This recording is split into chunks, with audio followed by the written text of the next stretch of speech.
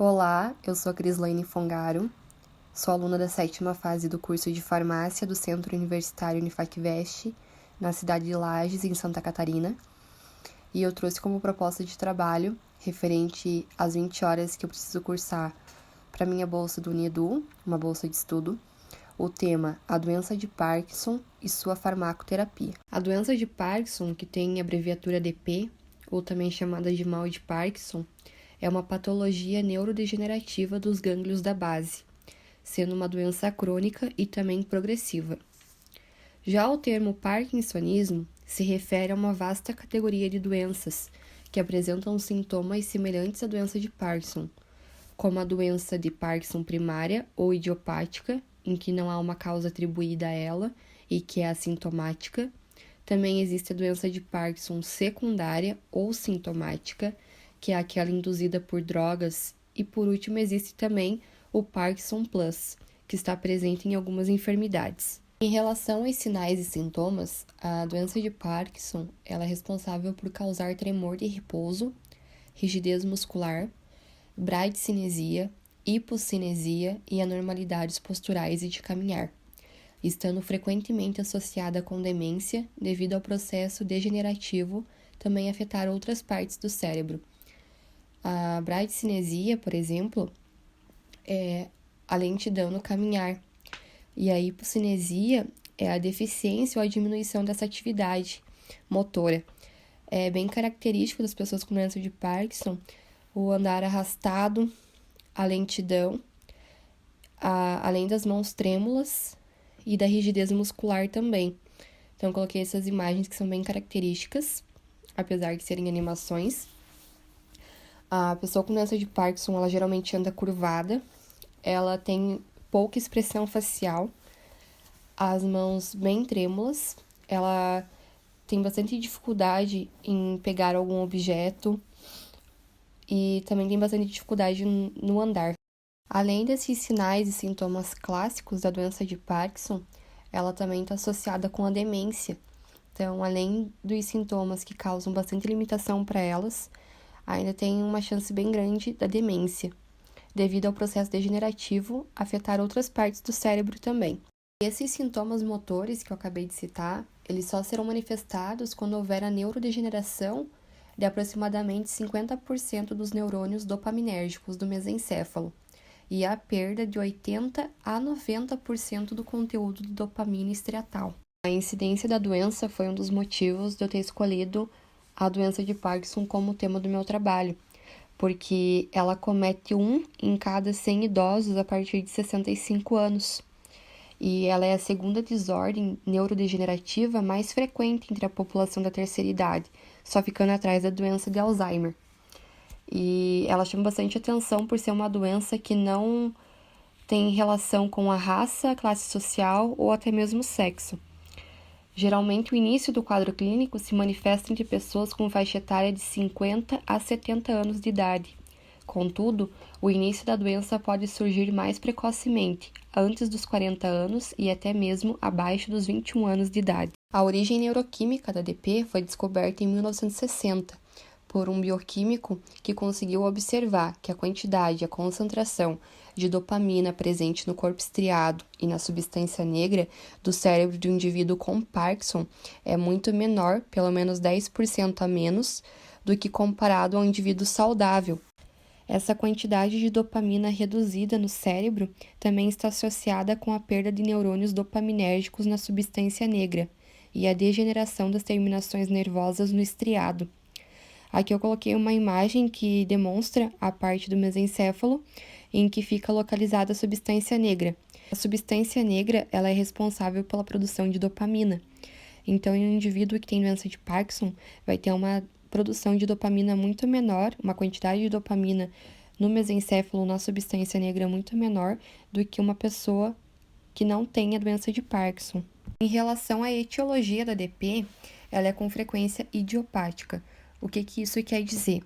Quer dizer que ela não tem uma causa que seja comprovada cientificamente para que ela ocorra, mas existem alguns fatores que podem originar a doença de Parkinson, como, por exemplo, os fatores ambientais, após um derrame, após uma infecção viral, ser induzida também por fármacos que reduzem a quantidade de dopamina no cérebro, que tem como exemplo a reserpina, ou até mesmo que bloqueiam esses receptores de dopamina, que é o caso de alguns antipsicóticos como a clorpromazina, ou ainda em casos raros de hereditariedade. A lesão é causada por excitotoxicidade, que nada mais é do que um processo patológico em que as nossas células nervosas são danificadas ou mortas por uma estimulação excessiva de neurotransmissores, sendo o principal neurotransmissor o glutamato. Também por estresse oxidativo, que é o excesso de radicais livres no nosso organismo, que também é responsável pelo envelhecimento, ou por apoptose, que é a morte celular programada da célula.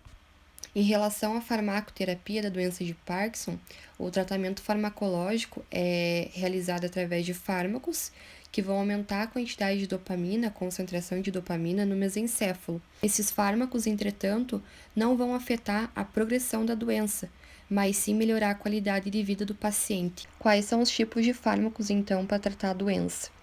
São os fármacos que repõem a dopamina, que é o exemplo da levodopa, os fármacos que mimetizam a ação da dopamina nos receptores D2 e D3, que tem todos esses exemplos que eu coloquei aqui, e eu coloquei uma imagem ilustrativa do pramipexol, que é um fármaco que entra nessa classe e que é muito utilizado para tratar ADP. Também há os fármacos inibidores da monoaminoxidase do tipo B, que é o exemplo da selegilina, os fármacos que liberam a dopamina, que tem o exemplo da amantadina, que também é um fármaco bastante utilizado. Também há os fármacos antagonistas do receptor colinérgico muscarínico, que tem o exemplo da benzatropina.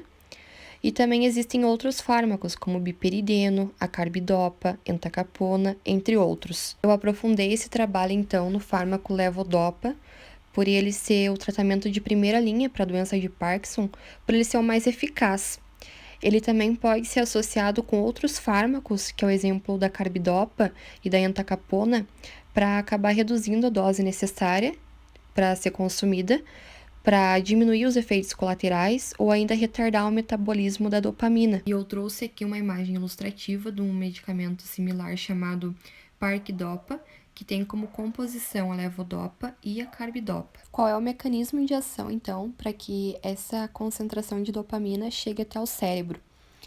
É basicamente utilizar outra substância, no caso a levodopa, ao invés da dopamina, porque a dopamina ela não atravessa a barreira hematoencefálica, que ela precisaria atravessar para chegar até o cérebro.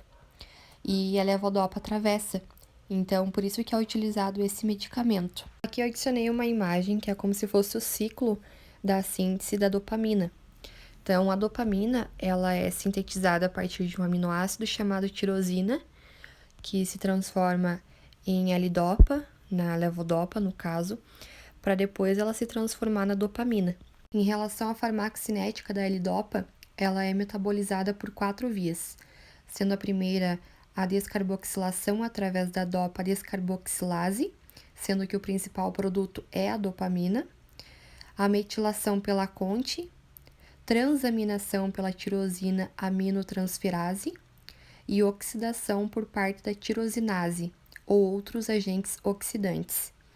Cerca de 80 a 90% da L-dopa é absorvido na parte proximal do intestino delgado, por recurso a um sistema saturável de transportadores ativos para aminoácidos neutros.